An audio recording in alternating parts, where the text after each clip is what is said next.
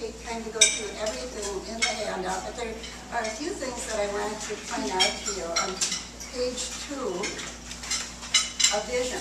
Thinking about a vision and what a vision really is and what a vision can do for you. And we're talking about vision without boundaries. I call a vision a dream, but it's an intentional dream. It's not a daydream. Daydreams are just these flighty things that come into your head that you don't do anything about. A vision is intentional. It's something that you really want to create in your life. Somebody that you really want to be. And that's a vision. And you actually spend time on that vision and telling your subconscious mind that that's your vision, and the subconscious mind can help you to develop the methodology, the action steps that you need in order to achieve that vision.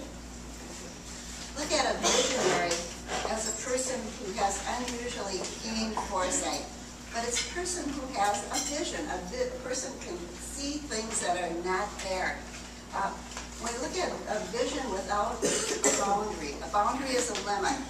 Sometimes we put limits on our vision. Like I did that when I was thinking about my European job, my international job. I was putting limits on it. Why would they accept me?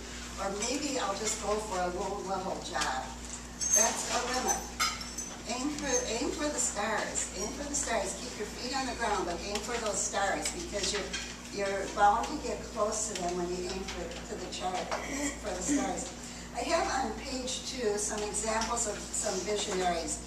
And as Sam said, Walt Disney said, if you can dream it, you can do it. And look what he accomplished. Now, he wasn't always successful in his life, but he had that vision and he kept working towards that vision. And his legacy is going to live long, long after him. And it has. Harlan David Sanders, you know who that is, Colonel Sanders. He sold his first franchise, his first chicken franchise, when he was 65 years old.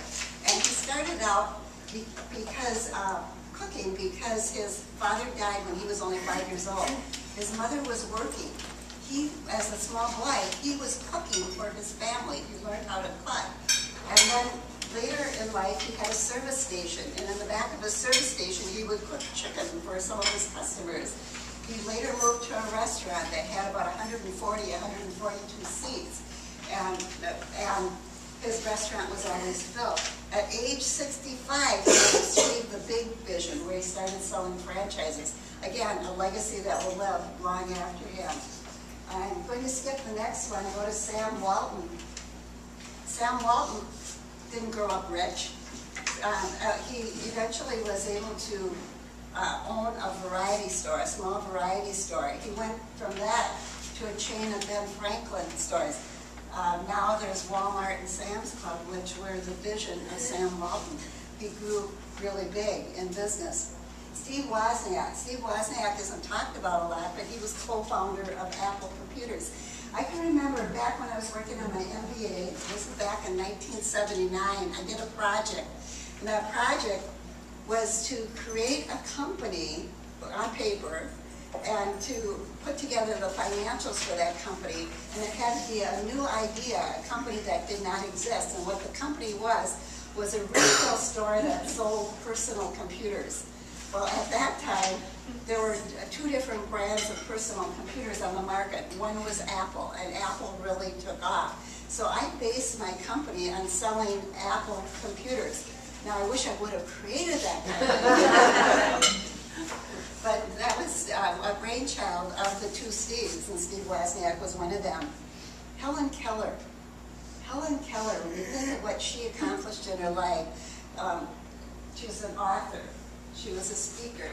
She had very strong political views, but she did so much for humankind, for people during her life. What would the world be like for the blind and deaf people if Helen Keller had not lived? And Helen Keller said, it's a terrible thing to be able to see and have no vision. Now, I think everybody in the room can see. Do we all have vision? I hope so. But she had a vision, and she accomplished her vision without having eyesight, without having a sense of hearing. Eleanor Roosevelt, we think of her husband, Franklin D. Roosevelt.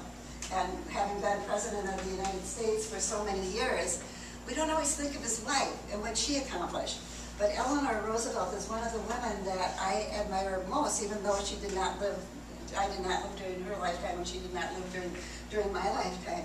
And she said, the future belongs to those who believe in the beauty of their dreams. And the beauty of the dreams, any dream that we have that we want in our life, we can make come true. Coming back to Wilma Rudolph. How many of you have heard of Wilma Rudolph? Okay, Donna, you've heard of her. I mean, nobody else knows Wilma Rudolph. Wilma Rudolph. They'll probably remember her when I tell you her story. Yeah.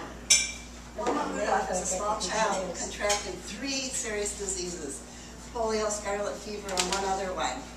And it left her at the point where she was not able to walk, and the doctor said she would never walk. But Wilma decided that she had this vision that she was going to accomplish. She was going to be able to walk, and she kept increasing that vision. She was finally able to walk from one end of her yard to the other without braces on her legs, which just amazed the doctors. They didn't think that could ever happen. She had a mother who also had a vision for her, and her mother kept encouraging her. Wilma was born number 20 of 22 children in her family. So imagine this mother with 22 children and spending time with each one of those and encouraging each of her children, and Wilma learning how to walk. When Wilma was in high school, she went out for basketball and she made the team. And she played basketball. When she was a senior, she was a starter on the team. Here's this girl that couldn't walk. The doctors thought she wouldn't be able to walk. She had a vision of playing basketball and became a starter on the team. She also started running. She ran in track. When she was 20 years old, she made it onto the U.S. Olympic team in track. And she went to the 1960 Olympics, which were in Rome, and she competed. She ran the anchor leg of the 4x100 meter relay, and the U.S. team that she was on won the gold medal for that. She ran the 200-meter dash. She won the gold medal, and she set a world record. She ran the 100-meter dash. She also won the gold medal, and she set another world record. And so the reporters were after her. They said, how did you go from being this child that was crippled, they called her crippled back then, to being the fastest woman on earth? She had a vision. She said, the doctors said I would never walk. My mother said I would. I believed my mother. She had a vision. She was going to walk. Then she was going to run. Then she was going to play basketball. Then she was going to go out for track. Then she was going to be in the Olympics, and she was going to win. And she had that vision, and she acted on that vision. So create a vision. I encourage everybody to create a vision for their life, no matter what point of their life they're in, to have a vision. It doesn't have to be a vision for what's going to happen 20 years from now. It could be a vision for this year, but to have a vision and then add to that vision. Every vision I've had has become a reality. Every vision I've created in my life has become a reality.